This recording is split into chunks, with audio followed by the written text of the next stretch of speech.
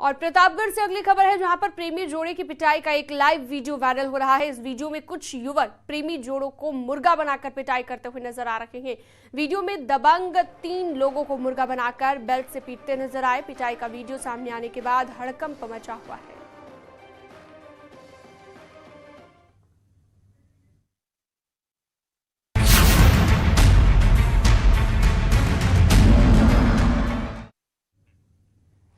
बीते गुरुवार को मथुरा में शादी समारोह के दौरान दुल्हन को मौत के घाट उतारने वाले हमलावर को पुलिस ने अब गिरफ्तार कर लिया है। पुलिस के मुताबिक आरोपी अनीश भागने की फिराक में था, जिसे मोरकी इंटर कॉलेज के पास से गिरफ्तार कर लिया गया है।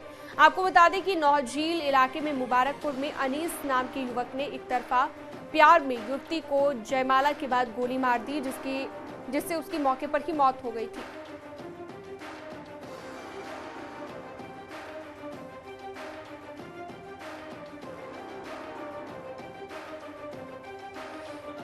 नौजी क्षेत्रांतर्गत ग्राम मुबारकपुर में काजल डॉटर ऑफ खुबीराम प्रजापति की गोली लगने से मृत्यु कारित हो गई थी। इस संदर्भ में पिता द्वारा अभियुक्त पंजीकृत कराया गया था। साक्ष्य के क्रम में अभियुक्त अनीस सन ऑफ हरपाल को गिरफ्तार किया गया है। अभियुक्त से पूछताछ की जा रही है। इसके अन्य साथियों की भी तलाश की जा रही है। शीघ्र ही साक्ष्य संकलन करते हुए प्रकरण में कठोर विधिक कार्रवाई सुनिश्चित की जाएगी। ग्रेटर नोएडा से अगली खबर है, टोल प्लाजा पर दबंगई। ईस्टर्न पेरिफेरल हाईवे पर मारपीट की गई है। टोल मांगने पर टोल कर्मी को पीटा गया है। ये बड़ी जानकारी हम आपको देते हैं, जहां पर ये पिटाई की गई है। बूथ के अंदर घुसकर पिटाई की गई। 3-4 युवकों ने मारपीट की है। सीसीटीवी में कैद हुई है पूरी वारदात। बील अकबरपुर टोल प्लाजा की यह घटना है। ग्रेटर नोएडा से बड़ी जानकारी आपको दे रहे हैं।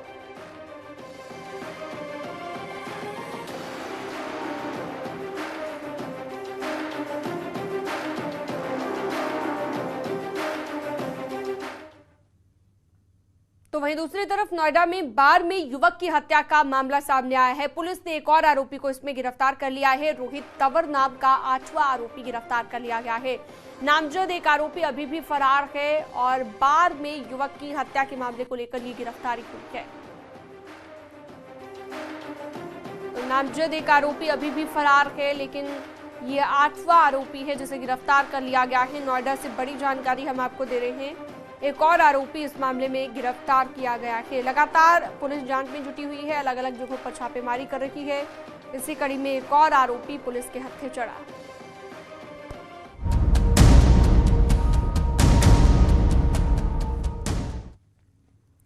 बस्ती में किडनैप बच्चे को पुलिस ने 7वें दिन सकुशल बरामद किया है, जिसके बाद लोगों ने एसपी आशीष श्रीवास्तव का जोरदार स्वागत किया है।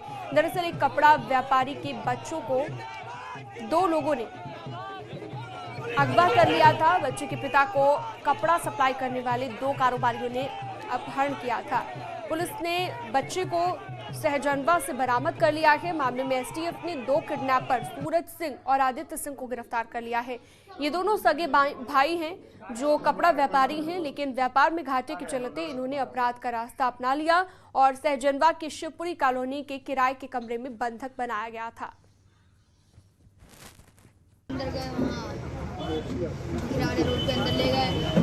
मुझे गाड़ी में बैठा है, मेरा हाथ बांधने लगे तो मैं पूछा कि क्या हुआ, तो कह रहे हैं कि किडनैप कर रहे थे। मुझे लगा मुझे मजाक कर रहे होंगे, मुझे किडनैप कर लिए। हमारे पास है हमारा बच्चा, तो उसी का पुलिस का सहारा था। पुलिस विभाग का जो भी अधिकारी रहे हों, उन सब लोगों ने हमको आया कि जब समय से संतावना दिया और थाने भी बुलाया, वहाँ भी समझाया बुझाया, अपने सीक्रेट में सब कुछ रखा। पूछताछ में उन्होंने ये बातें बताई कि वो जो अपहृत है अखंड कसौदन, उसके पिता अशोक कुमार गुप्ता के बिजनेस में माल सप्लाई करते थे। वो पहले से उसको बच्चे को जानते थे। उनके ऊपर कुछ लोन था, जिस कारण से उन्होंने बच्चे का अपहरण कर लिया और बच्चे को सहजनवा गोरखपुर में छुपा करके रखा था। और अगली खबर उन्नाव से है। दीवार पर लटका हुआ एक शव मिला है। नर्सिंग होम में काम किया करती थी ये युवती, जिसका शव बरामद हुआ है। कल ही नर्सिंग होम ज्वाइन किया था। रेप के बाद हत्या की आशंका यहां पर जताई जा रही है। शव को पोस्टमार्टम के लिए भिजवा दिया गया है। बांगरमऊ कोतवाली क्षेत्र का ये मामला आपको हम बता रहे हैं। और अब गाजियाबाद की बात करते हैं। हथियार लहराने वाला गिरफ्तार कर लिया गया है। बाइक पर अवैध तमंचा लहराते हुए ये नजर आया। पुलिस ने आरोपी हिमांशु को अब गिरफ्तार कर लिया है। अवैध तमंचा भी बरामद कर लिया गया है। मोदी नगर क्षेत्र का ये पूरा मामला है जहां पर अवैध हथियार लहराया गया था। बरेली में एक ठग ने चाइना के शख्स की मदद से 3000 करोड़ की ठगी कर डाली। नौकरी के नाम पर देश भर में युवाओं को जाल में फंसाया और 3000 करोड़ से ज्यादा रुपए की जालसाजी कर ली। अब साइबर क्राइम थाना पुलिस ने नोएडा से आरोपी को गिरफ्तार कर लिया है। गिरोह ने फर्जीवाड़े के लिए फर्म भी बना रखी थी और कंपनियों में ऑनलाइन पार्ट टाइम नौकरी दिलाने के नाम पर ठगी की शिकायत आई थी। बरेली की युवती ने 2,10,000 रुपए ठगने की शिकायत दी थी। पुलिस पूछताछ में आरोपी की पहचान पश्चिम बंगाल के दक्षिण दिनाजपुर के मंजारुल इस्लाम के तौर पर हुई। मेरे से जनवरी 2020 में मिला गुड़गांव में ग्लोबल फेयर मॉल सेक्टर 43 में। वो मॉल के बाहर ही मैं पार्ट टाइम जॉब करता हूँ वहाँ पे। तो उसने कुछ बिजनेस की बात बताई कि एक बिजनेस स्टार्ट करना है, अगर तुम हेल्प कर सकते हो तो मैं 50,000 तक तुम्हें एक्स्ट्रा इनकम मंथली का दे सकता हूँ।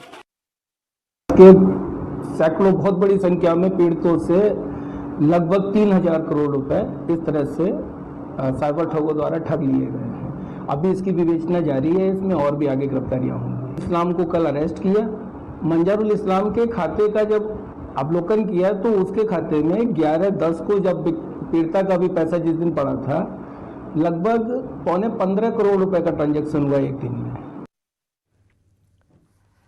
हापुड़ में पुलिस ने साइबर क्राइम के अंतर्राज्यीय गिरोह का खुलासा किया है। पुलिस ने गैंग के 4 लोगों को गिरफ्तार कर लिया है जो फर्जी सेवा केंद्र खोलकर लोगों के अंगूठे का क्लोन बनाकर ठगी को अंजाम दिया करते थे।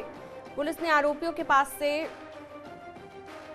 99,000 रुपए के साथ साथ कंप्यूटर और कई अन्य मशीन बरामद की हैं।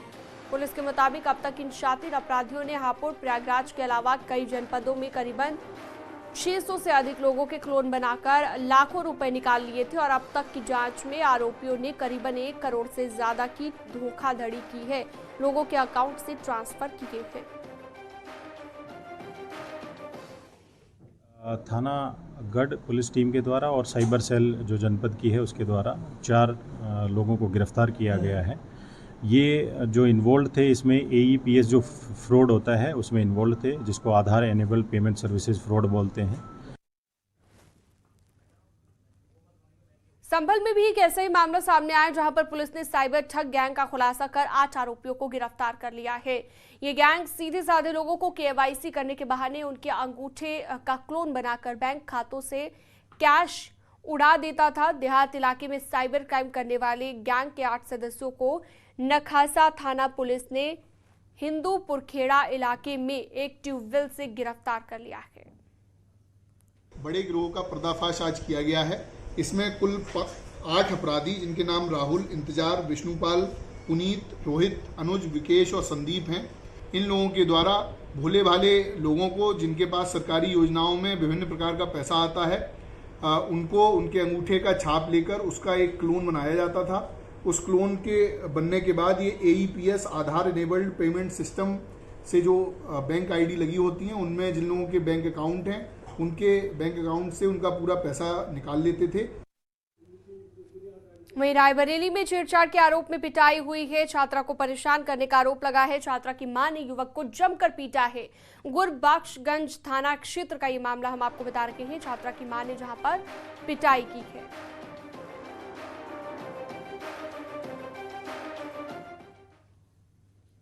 और इसी बीच एक बड़ी खबर आ रही है। मुस्लिम पर्सनल लॉ बोर्ड ने पत्र लिखा है। यूनिफॉर्म सिविल कोड को लेकर यह खत लिखा गया है। पत्र के जरिए PM मोदी से अपील की है कि धार्मिक संगठन के साथ पहले चर्चा हो।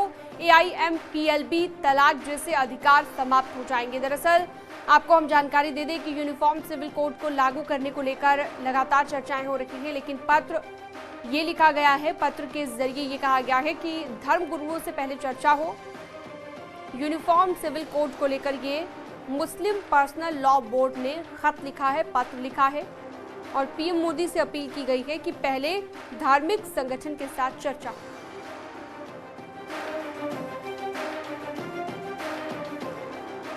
देख सकते हैं जो खत लिखा है, जो पत्र लिखा गया है, उसकी कॉपी भी हम आपको दिखा रहे हैं आपकी टीवी स्क्रीन पर। पत्र के जरिए पीएम मोदी से अपील की गई है कि धार्मिक संगठन के साथ पहले चर्चा की जाए।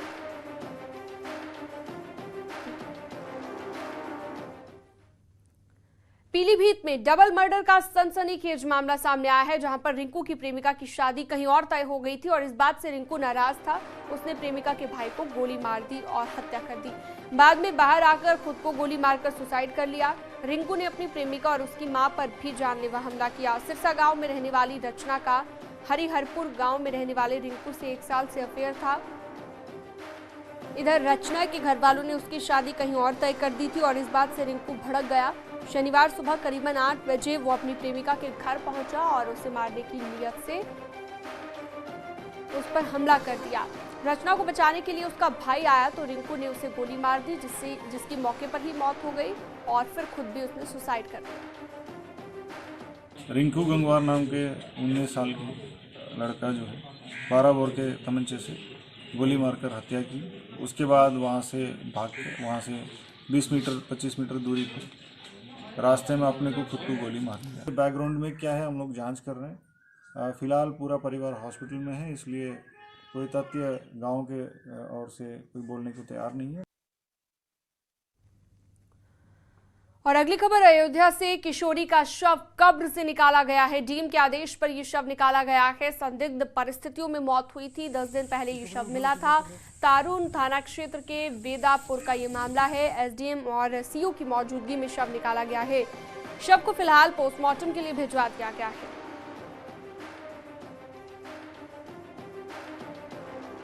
खबर मथुरा से है, जहां पर लापता लड़की को कुछ युवकों ने पुलिस के सामने ही छत पर फेंक दिया और छत से नीचे फेंक दिया दरअसल।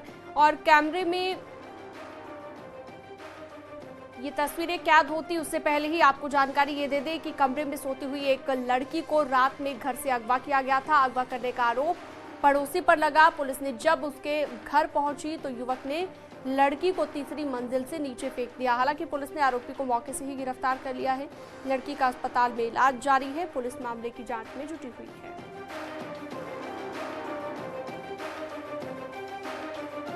सूचना प्राप्त हुई कि एक बालिका छत से गिर गई है, जिसे उपचार हेतु हॉस्पिटल में एडमिट कराया गया है, जहां उसकी हालत स्थिर है और ठीक है। परिवारजनों द्वारा तारीर थाना जैत पे दी गई है, जिस पर अभियोग पंजीकृत किया जा रहा है। परिवारीजनों का आरोप है कि पड़ोसी ने उसको धक्का दिया था, जिसके संबंध में उनको हिरासत में लेके पूछताछ की जा रही है। देवबंद से संदिग्ध की गिरफ्तारी का ये मामला